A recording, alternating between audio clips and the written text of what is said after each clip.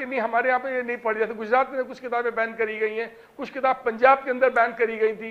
तो आप ये देखिए, जब कभी भी अगर किसी किताब से, अब यहाँ पर मैं थोड़ा सा आपसे लिबर्टी लूंगा इस बात को करने के लिए कि धर्म, इसी दुनिया के अंदर तमाम लोग ऐसे हैं जो कि अथीस्ट हैं और थीस्ट हैं। जो यहाँ थीस्ट भी है, जो भगवान को मानते ही नहीं, वो थीस्ट भी हैं, लेकिन अधिकतर लोग थीस्ट हैं। और जो थीस्ट लोग होते हैं उनके ऊपर कोई धर्म एक आस्था का विषय है, उसमें लॉजिक काम नहीं करता है। अगर आप लॉजिक की बात करेंगे, धर्म को लॉजिक से आप एनालाइज नहीं कर सकते। तो जब धर्म एक आस्था का विषय है, और धर्म से बहुत से समाज को फायदे भी हुए बहुत ज्यादा, क्योंकि जब आपका विश्वास होता है कि कोई एक चीज है और वो हो सकती है, तो आप अच्छे कार्य करते हैं। तो अगर किसी की धार्मिक भावना आहत होती है तो उसको बुरा लगना बहुत स्वाभाविक है, इसके अंदर कोई अचंभित नहीं होना चाहिए, चाहे वो हिंदू हो, चाहे मुसलमान हो, चाहे क्रिश्चियन हो, चाहे जैन हो, कोई भी हो। अगर धार्मिक भावना कोई धर्म वो तर्क पे नहीं है, लेकिन अगर आहत होती है तो उसको बुरा लगना बहुत ही स्वाभाविक है, और उसका उत्तेजित होना बहुत ही अपने आप में एक स्वाभाविक चीज है, जिससे कि आप इनकार नहीं कर सकते हैं। ठीक है, मैं दानिश कुरैशी जी के पास आ रहा हूं। दानिश कुरैशी जी, किताब बगैर पढ़े इसका विरोध करना, या फिर ये कहना कि 1988 में बैन थी तो उसे क्यों री रिलीज किया गया, अब तो ऑर्डर की कॉपी नहीं मिल पा रही है। देखिए, सबसे पहले तो आपका ये कहना कि किताब पढ़े बिना उसका विरोध करना, तो देखिए सबसे पहले मैं आपको एक बात, ये जहां तक किसी भी किताब की या किसी भी बात की, जैसे कि अगर हम बात करें तो देश में कोरोना था, तो कोरोना जब लागू हुआ तो सबसे पहले जो था हमारा मेडिकल विभाग जो था, उसके पास ये जानकारी आई। हमने तो नहीं पूछा कि भाई हमने कोरोना को आते हुए देखा या जाते हुए देखा, ये अलग ऐलान कर दिया गया कि भाई कल एक दिन के लिए है, पहले वो लॉकडाउन रहेगा, एक दिन के लिए वो रहेगा, छुट्टी रहेगी, जनता पर कर्फ्यू रहेगा, और दूसरा दिन उसके बाद 20-22 दिन के लिए फिर से लगा दिया। किसी ने आपने पूछा सरकार से कि भैया पहले मैं देखूंगा, मैं चेक करूंगा? ऐसा नहीं होता। और जब उलमाओं की बात आती है या किसी भी धार्मिक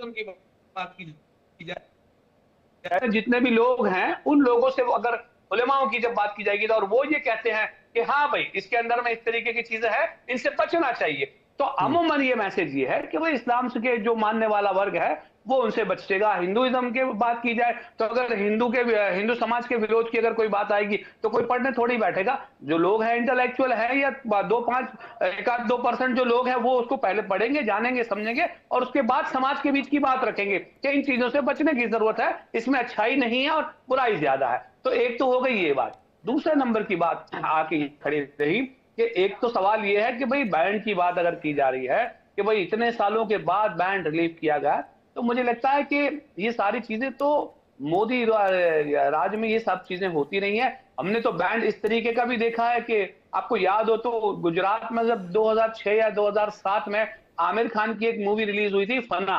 हालांकि बहुत बेहतरीन वो थी, लेकिन जब वो मुख्यमंत्री थे तो आप देखिए भारतीय जनता पार्टी के लोगों ने हंगामा मचा दिया, बाकायदा मतलब वाला ऐलान ये कहा था कि भाई हम यहाँ किसी की वो मूवी रिलीज होने नहीं देंगे, और अगर आप लगाएंगे तो हम उस पर हंगामा मचाएंगे, और बाद वक्त बहुत सारी जगहों पे हंगामा हुआ और बंद करना पड़ा। तो इस तरह के मतलब जो रास्तियां हैं वो तो आपके सामने नजर आते, और इसके अलावा आप उम्मीद भी क्या कर सकते हैं। दूसरे नंबर की बात सुनिए, मैं आपको एक बात बताऊं, पढ़ने वाला जो वर्ग था या जो जानने वाला वर्ग था जिसको बहुत चीजें में इंटरेस्ट थी, तो वो तो लेकर आ ही गया होगा। और क्या बोलते हैं, इंटरनेट पे तो सारी चीजें अवेलेबल ही हैं, आप कोई भी किताब देखेंगे तो वो आपको मिल जाएगी। तो इसलिए महज ये सिर्फ टाइम पास करना, ये भारतीय जनता पार्टी की सरकारों का यही काम रहा। मैं तो ये कह रहा हूँ कि शैतानिक कोर्ट का फैसला तो बीजेपी क्या करेगी या सरकार क्या करेगी? अब कोर्ट का कोई फैसला है, सरकार उसको रिव्यू कर रही होगी। नहीं, सुनिए मेरी बात, कोर्ट का कोई भी फैसला या रिव्यू की जब बात आती है, जब सामाजिक स्तर पर या सार्वजनिक तौर पर या सरकार के स्वरूप में कुछ फैसला लिया होगा, तो उसमें मैं आपको ये कहता हूं कि सरकार हलफनामा भी दे सकती थी कि भाई ये सारी चीजें जो है वो सेंटिमेंट्स को हर्ट करने वाली हैं और इससे फायदा कुछ नहीं, नुकसान ज्यादा है, तो ये सारी चीजें लाई जा सकती थी। लेकिन वो उम्मीद करना बेवकूफी की अलामत है, क्योंकि मोदी सरकार है। यहां आपको उसका एफिडेविट सुप्रीम कोर्ट में ले जाना पड़ेगा जब बिल्किस बानो की बात आएगी, तो उस पर वो लोग जाके देंगे, या फिर बात आएगी प्लेसेस ऑफ वर्शिप एक्ट की तो उसकी बात करेंगे, लेकिन इस पे कोई हलफनामा नहीं देंगे। तो इनसे बहुत ज्यादा उम्मीद ज्यादा होना ठीक है। अमितोष पारिक वीएचपी से क्या कह रहे हैं? आवाज ठीक से अमितोष पारिक जी, विवेक जी मैं चेक करवाता हूं, एक बार ऑडियो चेक कीजिएगा। अमितोष पारिक जी कुछ कह रहे हैं। अमितोष पारिक जी, धन्यवाद। देखिए क्या है, सबसे पहले तो इस बात को समझ लेते हैं, क्या ये गवर्नमेंट ऑर्डर है या कोर्ट ऑर्डर है। इस किताब के ऊपर में जो बात हुई, वो जो पिटीशन दिल्ली हाईकोर्ट में लगी, डीबी की बेंच थी, जस्टिस रेखा पल्ली एंड सौरभ बनर्जी, उन्होंने अपॉर्चुनिटी दी और ये कहा गया कि जिस नोटिफिकेशन अक्टूबर 5 1988 को इस बैन की आपने बात करी, उसका कागज ला दीजिए। मल्टीपल सर्वे, मल्टीपल आदेश दिए गए, लेकिन वो आदेश नहीं आए। इसका मतलब ये पता चला कि जो नोटिफिकेशन था वो मौजूद में नहीं था। और क्यों मौजूद में नहीं था? वो इसलिए नहीं था क्योंकि राजीव गांधी सरकार ने उस समय फाइनेंस मिनिस्ट्री के माध्यम से इंपोर्ट के ऊपर में बैन लगाया था, जैसे रवि जी ने कहा कि इंपोर्ट में बैन लगा था। उसके अलावा कुछ नहीं था। ईरान से पहले 1988 में सैटेनिक वर्सेस पे बैन भारत ने लगाया और 1989 में ईरान ने लगाया और फतवा जारी कर दिया और $3 मिलियन का उसके ऊपर में सर के ऊपर में आदेश भी जारी कर दिया काट के लाने का। लेकिन देखिए, जब हम आगे चलते हैं तो ब्लेस्फेमी की जो बात करते हैं, मैं यहाँ किसी भी रिलीजन के ऊपर में कोई आक्षेप नहीं कर रहा है या किसी की भी भावनाओं को आहत नहीं पहुंचाना चाह रहा। मैं एक संवैधानिक बात कर लेता हूँ। जब हम संवैधानिक बात करते हैं तो ब्लेस्फेमी लॉ की उसमें कोई एप्लीकेबिलिटी नहीं आती। विवेक, क्यों नहीं आती? क्योंकि एक जजमेंट मैं आपके सामने रखता हूँ, श्री कृष्णा सिंह वर्सेस मथुरा अहिर 1981 3 SCC 689। उसमें क्या कहा गया? We cannot stop people expressing their views. Justice Chandrachud in Ahind Dige case, it is important to realize that there are eternal values on which the constitution of democracy founded. मतलब आप freedom of expression को blasphemy law से compare संविधान से ऊपर के शरीयत को नहीं मान सकते। स्पीच ऑफ सैयद अब्दुल बुखारी है 1986 में। दिक्कत क्या आ रही है? वो दिक्कत ये आ रही है कि उन्होंने कहा इस्लाम के नेवर बी सेक्युलर। और जब सेक्युलर हो नहीं सकता तो भारत के अंदर में सेक्युलरिज्म को लाया गया, जिसमें डेमोक्रेसी को फंडामेंटल लाया गया। उसके freedom of speech and expression को आप कैसे चेंज कर सकते हैं? फिर एक केस मैं आपके सामने और कोट करता हूं, N Radhakrishnan versus Union of India. इसमें सुप्रीम कोर्ट ने कहा है, कैलकाटा हाईकोर्ट ने नहीं कहा, सुप्रीम कोर्ट ने क्या कहा Vivek? Dismiss carry petition to ban on a book while the language may be disliked by some people, it is no ground for constitutional court to ban a literary work. ये book publish हुई Britain में। Britain के अंदर में भी इसके खूब ज्यादा प्रोटेस्ट हुआ है, कॉपियां जला दी गई, प्रतिलिपि जला दी, लेकिन मार्गरेट टांचर की गवर्नमेंट थी, उन्होंने इसमें बैन नहीं करा।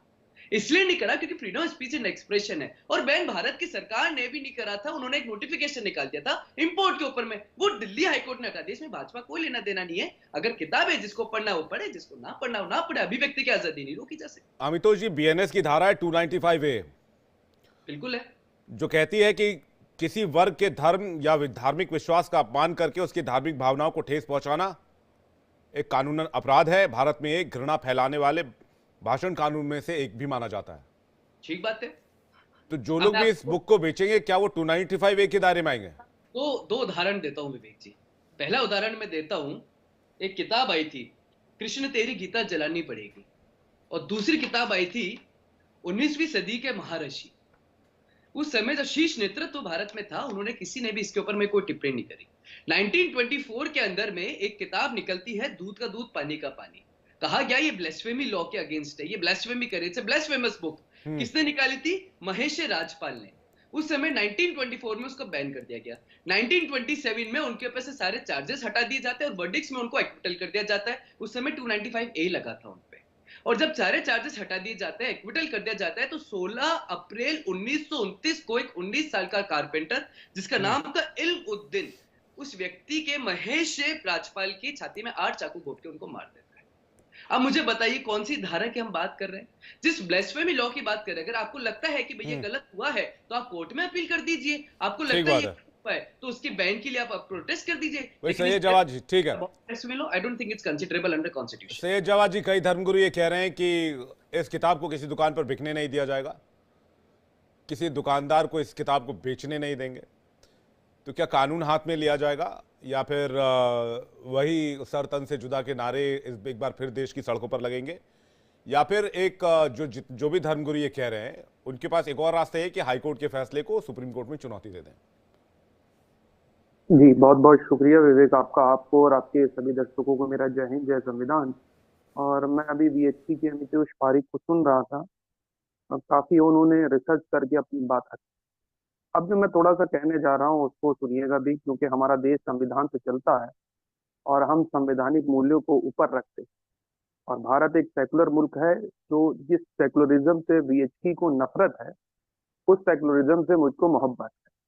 अब ये उस सेकुलरिज्म को हटा करके उसमें कम्युनलिज्म डालना चाहते हैं, तो वो तो होने से रहा। नंबर 1 बात। दूसरी सबसे बड़ी बात, अभी किताबों का जिक्र जो है हमारे इतिहासकार ने भी करा कि बहुत सी किताबें जो हैं वो हिंदुस्तान में बैन हैं और विश्व में बहुत सी किताबें बहुत सी जगह पर बैन हैं और उनको लेकर के अंतर्राष्ट्रीय लेवल पे अलग अलग सरकारों में प्रदर्शन भी हुए, संवैधानिक तौर पे हुए, कॉन्स्टिट्यूशन के तौर पे हुए। और आपको बता दूं, अभी इस मौजूदा सरकार की बात बता दूं, जब बीबीसी ने गुजरात के ऊपर एक डॉक्यूमेंट्री बनाई थी तो बीबीसी का क्या हाल हुआ था, उनके दफ्तर में क्या हाल हुआ था। और ये तो सच है कि 2002 में क्या हुआ था, उसको रिलीज करने के ऊपर, उसको दिखाने के ऊपर लोगों के अंदर ऐसी बेचैनी, ऐसी तिलमिलाहट थी जिसकी कोई हिसाब नहीं।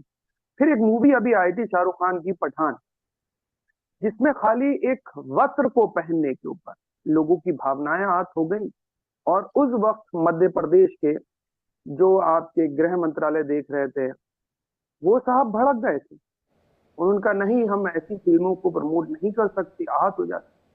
उत्तर प्रदेश के मुख्यमंत्री ने शाहरुख खान साहब के बारे में कुछ एक टिप्पणी करी थी जब उनकी एक मूवी आई थी, शायद आपको याद होगा, आज के मौजूदा उस वक्त मुख्यमंत्री भी नहीं। और तमाम ऐसी नजीरें हमारे सामने भरी पड़ी हुई।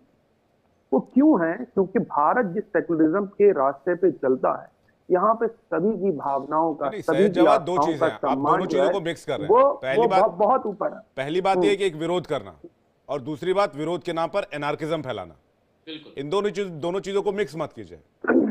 दो चीजें बता दूं, दो चीजें विवेक भाई, मैंने बहुत बहुत क्लोजली जो है आंदोलन देखे हैं, रहा भी हूं और उन आंदोलनों का हिस्सा भी रहा हूं, तमाम, मतलब मैं बता रहा हूं। ऐसा मुझे आंदोलन बताइए जिस आंदोलन के अंदर कई जगह पे ऐसा हुआ कि बहुत अच्छा प्रोटेस्ट चल रहा था, संवैधानिक तौर पर लोग बैठ करके प्रोटेस्ट कर रहे थे।